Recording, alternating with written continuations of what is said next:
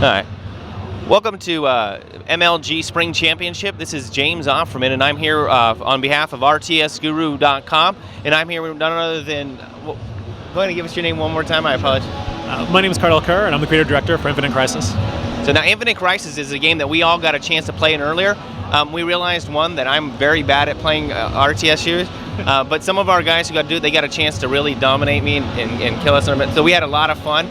Now, why don't you tell us a little bit about what Infinite Crisis is, how it fits into the RTS and into the MOBA stream, because I think it's more of a, it's like a MOBA, it's almost like League of Legends. For those of you who are familiar with League of Legends, it's kind of similar to that, but it's got a cooler aspect to it, at least for myself personally as a comic book fan.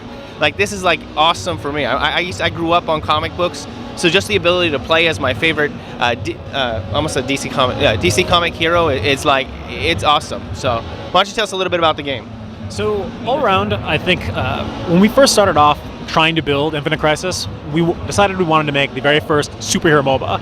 And that was the very beginning, making sure that you really felt like Batman or you really felt like Wonder Woman. You know, we wanted to make sure that when you played those characters, you felt like a superhero. And that was something which we all felt was somewhat lacking in most MOBAs, mostly because you don't have a lot of connectedness with those characters. They don't mean as much to you. I mean, when we were kids, who didn't want to be Batman? Yeah. And that was the point. So now it's like we're going to let you be Batman, and you're going to feel like Batman. And this is where one of the other things that separates us from most other MOBA-style games comes out into play.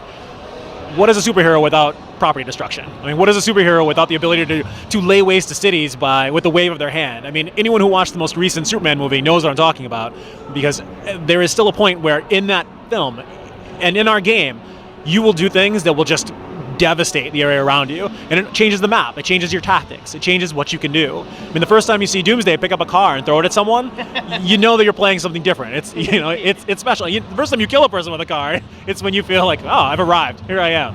So I mean, I think those two together are really what forms the spine of what makes Infinite Crisis a unique offering to the MOBA genre. So that's my quick breakdown. Yeah, I think one of the things that excited me the most was that when I got in, I got to play as Gaslight Batman, who's this guy right over here behind us. I was told that he's the ranged, the ranged caster for that type of a thing. It was very difficult for me, but it was cool that I was able to actually play not only as a version of Batman that's out there that I had never heard of, but the version of Batman that's out there for all the comic book fans out there. But it was also, I mean, the skills that they had were like, I was throwing batarangs, I was shooting the bat gun, and it was, I mean, these were actual abilities that they've used in the comic books. How difficult for you was it to take like the powers of, say, Shazam or Flash and then apply it into the skills and utilities and the creation of it? I mean, was it more difficult, or is it easy enough to figure out? It takes a little bit getting used to. Fundamentally, when you look at any of the characters, almost every superhero has a wide array of different things they can do. And we really wanted to make sure that every one of our characters was very balanced. I mean, while Superman is one of the most OP champions ever, there is a baseline where you need to make sure that for the purpose of an esport, a game that is truly a viable competitive game, that he's not overly balanced. You don't want a world where everyone's playing Superman and that's all they do, or everyone's playing Batman and that's all they do. So whenever you make any character, you have to hit that balancing act between this is going to make Shazam feel like Shazam, yet still be capable of being able to be balanced with other folks. And back to the Gaslight Batman as another example, one of the other tidbits that we decided to take on as our own, we wanted to make sure that our game was about the worlds falling apart. So we wanted to actually not just have Batman and Superman and Wonder Woman and all the characters whom you've known from DC lore, we wanted to have their dark reflections. So this is why we have a Nightmare Batman, who's, for comic fans out there, he is the vampire Batman who was infected. He's Batman who's been infected with the vampire virus. Versus we have Gaslight Batman, who is very different. Like, he actually polices his city utilizing the sonic screams of bats, which is why he has those two sonic guns which he uses. But he still uses batarangs. Both of them still use batarangs. They're still Batman. They still feel like Batman. They just emphasize very different aspects.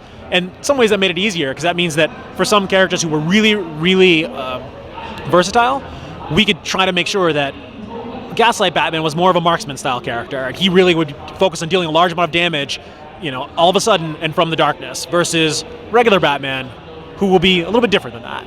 Okay.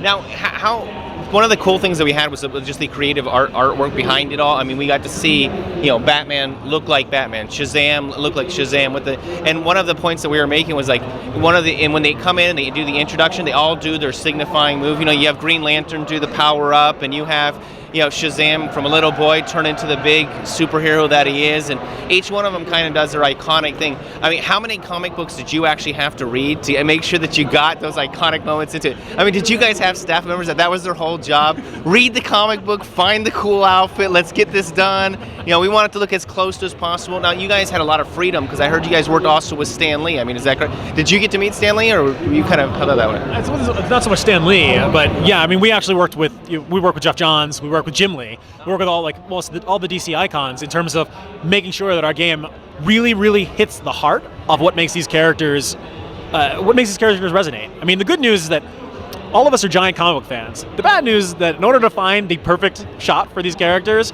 you probably have to read thousands of comics. Right. The good news is that I've been reading comics since I was like 5, so it's okay. Now, do you have a favorite character, one guy that you wanted to make sure had jury, that you said, this is the guy, I'm making sure he's getting into this game? Or did your favorite not make it in? Oh yeah, my favorite is yet to make it in. I mean, I am very much a Jon Stewart fan. Like that is my favorite. But as a result, I had a lot of input on Hal Jordan. So Green Lantern has always been kind of my formative. He's the guy for me. Like he has always been the person who comes in, guns blazing, no plan, no exit strategy, just an indomitable will. And that was one of the things that really made itself known in his kit. Like he very much one of those characters, he has no escapes. He comes in and he just buries people, or he gets buried, and that's kind of what he does. Yeah, well, when I grew up, I was a big Green Lantern fan. Hal Jordan was like the man. Right. And like the first question I said when I saw the game was, is Hal Jordan Green Lantern, or is it one of the other guys? I want Hal Jordan, Like when I don't want to bash. One of the things that always killed me about the movie Green Lantern, not only was it because Ryan Reynolds was in it, but it was also because like I wanted Hal Jordan's character, the deeply, the somber guy who went in and just destroyed things and didn't want to be, and it didn't happen. And so like in the game when I saw Green Lantern, like the first question I asked Leo was, is this Hal Jordan Green Lantern, or is this one of the other guys? Is that Ryan Reynolds? And he's like, no, we didn't ask Ryan Reynolds here. This is the Hal Jordan character that you guys kind of picked it after. And when you look at him, it looks like the Hal Jordan guy, and that made me, as a comic book fan and as a Green Lantern fan, like it made my day. I was like, yeah, all right, I got the Hal Jordan guy. Now, right now, there are 8 heroes, right? Are there 8 superheroes? Right now, I think we actually have, it's either 11 or 12 that are actually out and playable. No. Obviously, internally, we have significantly more than that, but nice. They're only ones, we try to make sure that the characters that we have only get released to the public when we're pretty happy with where they are balance-wise. Right.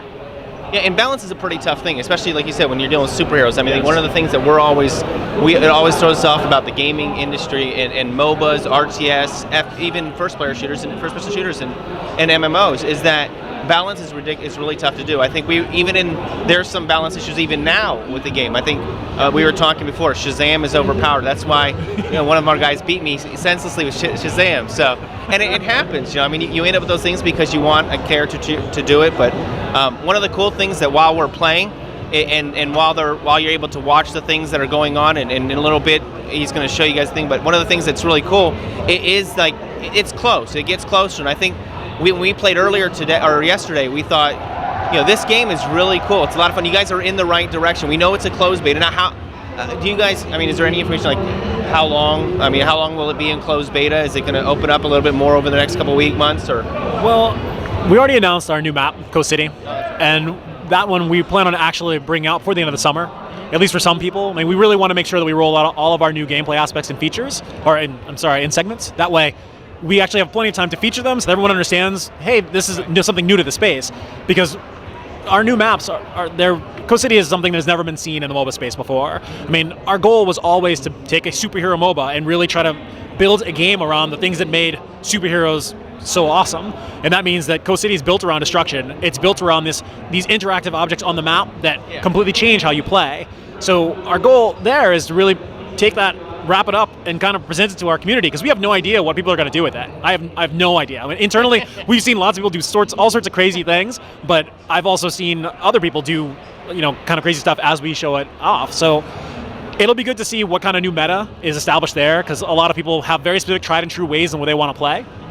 And we really have no idea which ones are going to resonate the most with folks. We do know it's pretty unique. There really is nothing out there like it. I mean, I feel like that combined with the Soul and Power system is one of those things that we want to make sure we roll those out in beta. Yeah. So, sorry. One of the other things which I did want to talk about, and I've maybe jumped the gun a little bit, but the stolen power system is that the concept that allows characters to pick up cars, throw them, to run super fast, to bend space and time, to actually bring themselves from one place of the map to another.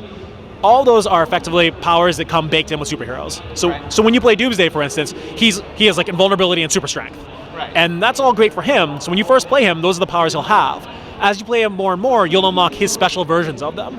So an example there would be Doomsday has a super ultra strong version of super strength where he does more damage when it's on cooldown, as an example, versus, let's say, Wonder Woman, who has super strength as well, but hers maybe gives her more defense.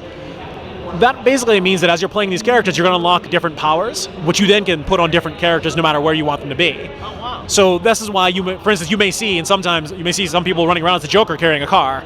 It's not because we screwed up his powers, and it's not because he has some bionic harness. It's because a player sat down and was like, I want to put this power on them, and that's fine, but it also means that it allows for customization, because that means that, for instance, a person can build an attack damage Joker, as an example, and maybe they put Doomsday super strength on him, and I don't know what that's going to be like, because I have no idea what players are going to come up with, but that's the point. I mean, I really want this to be all about a bunch of decisions that each player can make to basically make their own customized version of the character they've known and loved since they started playing our game or since they were a kid and reading comics. Oh, wow. So the essential idea is you get to create your own superhero based on, what the abilities that you can unlock along the way. That's a stolen power system. Oh, that's fascinating. That's actually really cool. One of the things that we really liked about the game that we played, now we were playing the Conquest mode map. Now, what's the name of that map? Gotham Heights. Gotham Heights? Yeah. Okay, so we were playing Gotham Heights, and one of the things I really liked is, unlike a lot of the other Conquest maps that are in MOBAs that are out there, there was a center point, and there are these meteors that are coming down. So you have to avoid like all the external stuff that's going down, and the meteors come down, and there's like a little identifying icon, so you can see it. So you can actually push past the meteor, but then you run into issues where, okay, am I going to get pushed back into this by the time the other guy is making his attack, and now I'm going to get hit with the meteor, because the meteor will kill you. Oh, yes. And then you also force center fights every, I think, 3 to 5 minutes or something. Around there, yes. Yeah. So every 3 to 5 minutes, there's this big major point right in the center that forces a team fight during those times. Somebody has to go and get it, and that's the most important point in the game. And so every 3 to 5 minutes, you push to the center. It forces a team fight, which isn't seen in MOBAs. I mean, one of the things you don't see in MOBAs is that forced team fight. And it made us really excited. I know as we were playing, we're like, oh man, like the guy who was coaching us was saying, hey, go to the middle, go to the middle, go to the middle. I'm like, why? Like, I've never had to go to the middle before. There's a lot of people there. I want to stay out of there. He's like, no, you don't want to lose that point. And so then we go in and we play it, and we were really excited because it forced a different dynamic into the MOBA field. I mean, was this something that you guys made sure that you wanted to do inside the game? You wanted to force more team fights, more exciting draws? Yes. So Gotham Heights was our very first map that we ever brought online, and when we were sitting around playing it, we've iterated on a great deal. And we've changed some of its functionalities. We've changed some of the areas of where the speed pads are, some of where the health pads are. But one of the things we always felt was lacking in this game mode was a reason for you to team fight, a reason for your whole team to show up, and also a way for you to swing the fight one way or the other. Right. So when we first started off, we obviously had catastrophic events, because what's a superhero movie or game without some type of catastrophic event occurring, whether that be Kryptonians breaking loose or a meteor headed to Earth or something. There always has to be something that's going on. So each of our maps has a catastrophic event on it. And initially it was just a meteor storm. And that was just a meteor storm. Just a meteor, just something small, really, really minor. And those meteors that came down, they did a lot of damage, and they caused a lot of havoc, and you'd get credits for them. But eventually we wanted to go to a world where it wasn't about the catastrophic event just happening. We wanted it to be something that you as a hero could trigger, something you and your team could force to have happen in order to really, clinch up a map that you had, or in order to take yourself out of losing to back into contention. So this is where we ended up with the orbital cannon, and that's what's in the middle of the map there, such that you can have a team fight that is happening in that place where if you were losing elsewhere, it can put you back into the game. And whereas if you're winning and you get that, it basically is like the cherry on top. Like at that point, you were cleanly dominating most of the map, as we just saw. The game's just fun. They use guns. Yeah. And I bet you they captured the orbital cannon. Yeah. when we played together earlier, as one of our test matches, that's how we ended the game. It was a really, really close game, and my team, we managed to capture the orbital cannon and just blew up the other team, and that was it. So. Yeah, you know, I that's one of the things I liked about now the orbital cannon was actually what caused the meteors to come down. Yeah. Now those only affect the opposing team, right? Yes. Like if I capture the orbital cannon in the middle, I can't get hurt by those things, so I can stand inside the meteor, or is it? Well, when you fire off the meteor, all the meteors will target the other person's side of the map.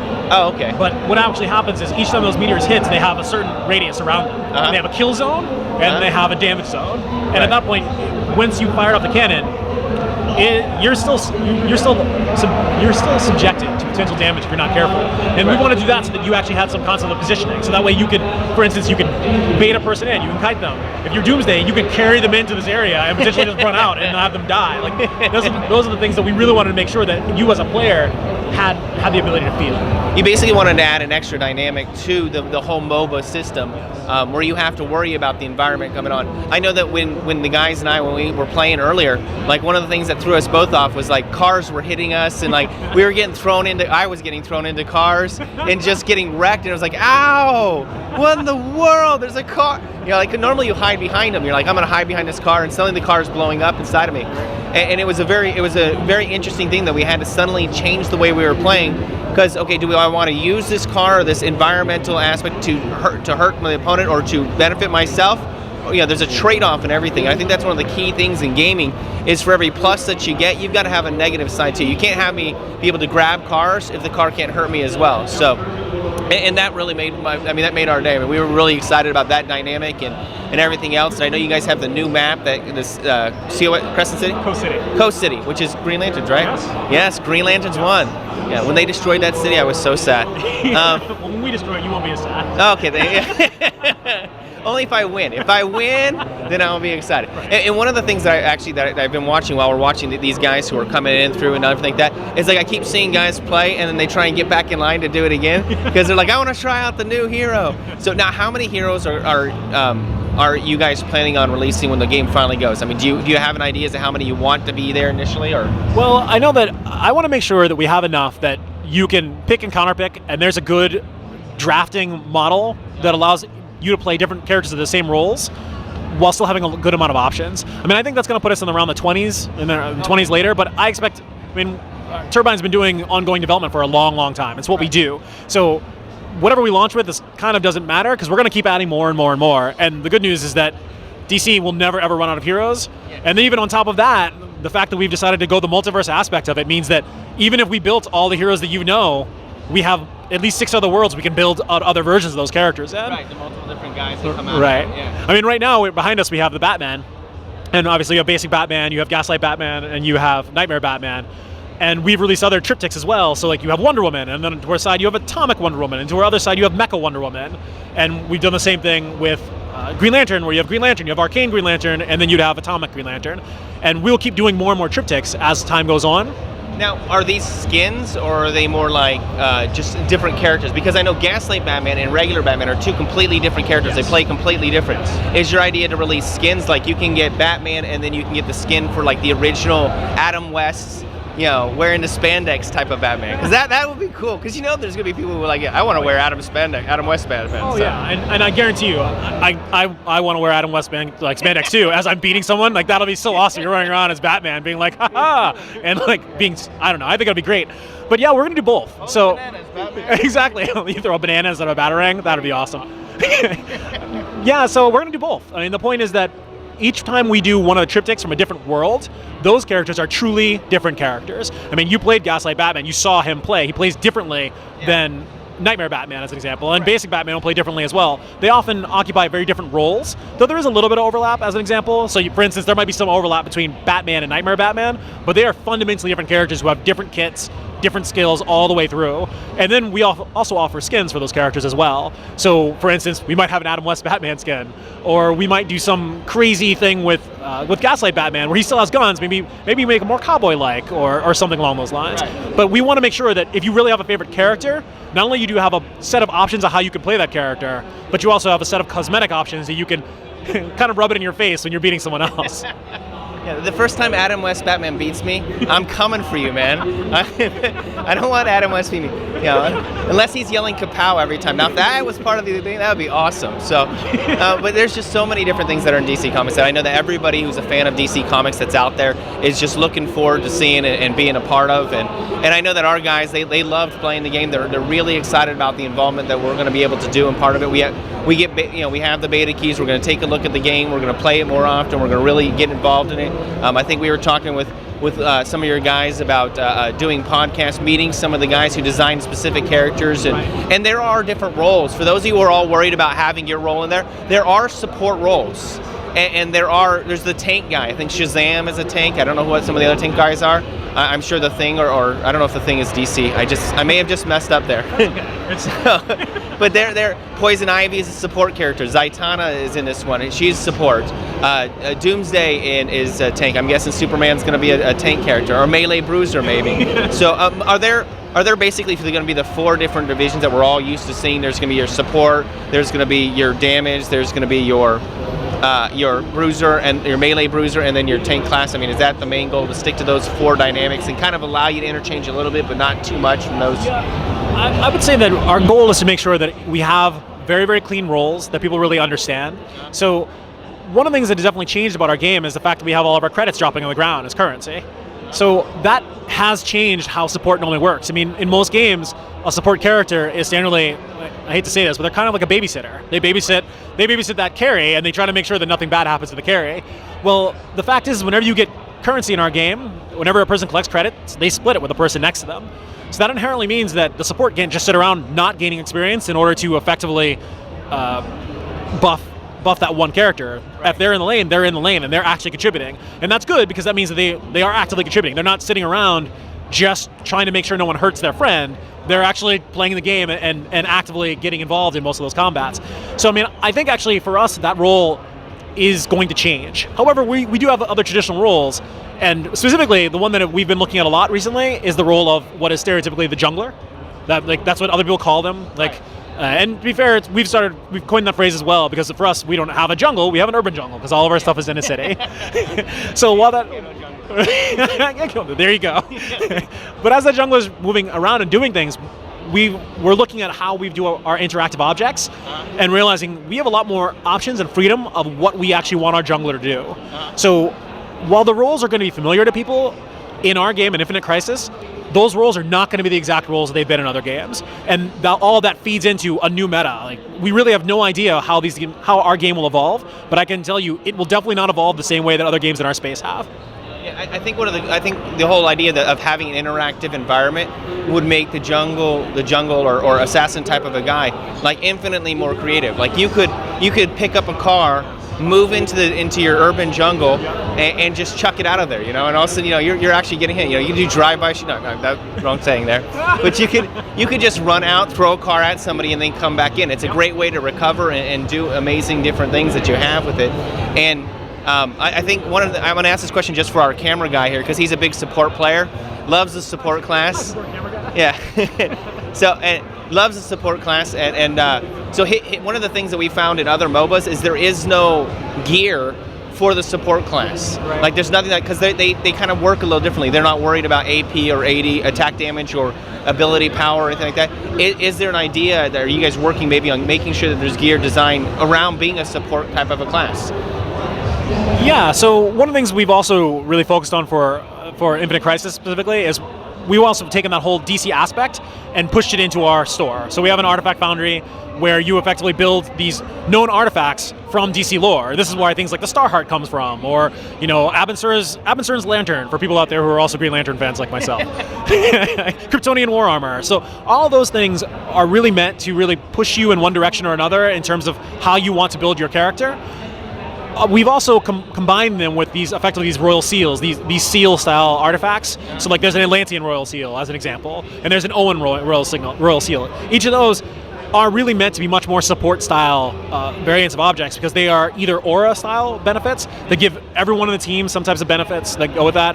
Some of them also give you currency benefits as they go. Some of them give you bonus currency as you collect currency. So as, for example, if you're running around as Gaslight Batman and I'm playing Poison Ivy with you, I can get bonus bonus credits as I'm gathering up those credits. Whereas if I didn't have this item, I wouldn't get those bonus credits. Right. I mean, the point was we wanted to make sure that we had enough artifacts that no matter how you played, there was a way you could build an artifact that would enhance that way. Yes. Okay, I see. And because for those of you who don't understand, we're going to show some video of the game later, but you'll be able to, the way that it works, even if you get a last hit, the coins drop, and both players from your team can pick it up. Am I right on that one? That's how it works? Or how does the last hit work? No, that's fine, actually. So what actually happens as you play through is if you last hit something, that's one of the things we changed as we play through. Yeah. We wanted to give people like Gaslight Batman, who have no desire to ever be close to someone like Doomsday, right, the ability to actually be able to get currency without putting themselves at risk. Because when we first started off, no matter what happened, if you destroyed something, destroyed any minion at all, it would drop a coin. And if you were the one who did damage to it, people may recognize this from similar to MMOs, where you tap a creature. If you've tapped a creature and it dies, it dropped more coins than if you didn't tap a creature. Okay. So you were generally given a benefit by just hitting a lot of different creatures and then obviously killing them all off. And you could go in and gather those coins, and you were on all right. The challenge there was that for melee-style characters, they could see where your coins are, so what they would do is they would hang out near your coins, and if you were one of those very frail people who wanted to shoot people at a distance, it was denial, because they would just hang out near your coins, and if you got too close to them, they would just pummel you to death. So we changed up the mechanic a little bit, so that what happens now is if no champion deals any damage to the minion, it will drop a small coin. Okay. If a champion does deal damage to it, it will drop a large coin. And if a champion last hits it, the coin zooms to them and acts like they just collected it right for themselves. Oh, very cool. Yeah, so we really wanted to make sure that there's room for skillful play, because now you have people who are playing Cyborgs and Gaslight Batman whom are being very careful, and they're trying to make sure they're last hitting while they're also shooting other folks, whereas if you're more of a bruiser style character who's in there mixing it up, you're not spending as much time hitting every single thing unless you want to make sure you're truly optimizing every single blast, every single time you auto attack. But we wanted to make sure that really there was just a lot of room there for a person who wants to get in deep with that moment-to-moment play to be able to do it, whereas a person who's not really interested in that can still really play and not pose themselves. Okay. All right. Well, we don't want to keep you guys too long. I'm sure you guys have been. I don't know how long we've been here, but I'm sure it's been quite a bit of time. I appreciate all the time you guys are taking with this. Just one more question, and then we'll talk. Like, when are you guys? What's your target year? I mean, are you guys looking at releasing maybe next year, or are we talking? Are you hoping for next year? Are you hoping for the end of this year? Is there anything on down that line that you can tell us? Yes, no. I think I could say that our goal is to release probably by the end of this year in some fashion or another. But again, we're going to keep expanding the game, so I'm not dead certain what even that will take in terms of what form we'll be in at that point. So if it's not ready, we obviously won't do it, but I think we'll be ready. And this will be another free-to-play MOBA, or is it Oh yes, this is definitely going to be free-to-play. Okay, so fantastic. So this is Infinite Crisis. My name is James Onfermoon from sittingonacouch.com and rtsguru.com, and I'm here with, give us your name one more time, I apologize. I'm Cardell Kerr. And he's the creative director over at for Infinite Crisis and at Turbine. And they're releasing this fantastic game. And you guys want to check it out. I believe, what's the website that they can go to? Is there a Twitch or Twitter? You can just go to www.infinitecrisis.com. So you go to infinitecrisis.com and check it out. I think you can sign up and maybe be part of the closed beta. You can sign up for it, but you can get all the features. They'll keep you updated and everything else that they're doing out there. It's fantastic. We'll show you some gameplay a little bit later. We'll get over there. We'll see if we can get some guys together to play. But this is a fantastic game. You definitely want to check it out. And tune in more to rtsguru.com and SOAC Gaming to see more features about throughout this next couple of months of this year. Thank you, and have a great day.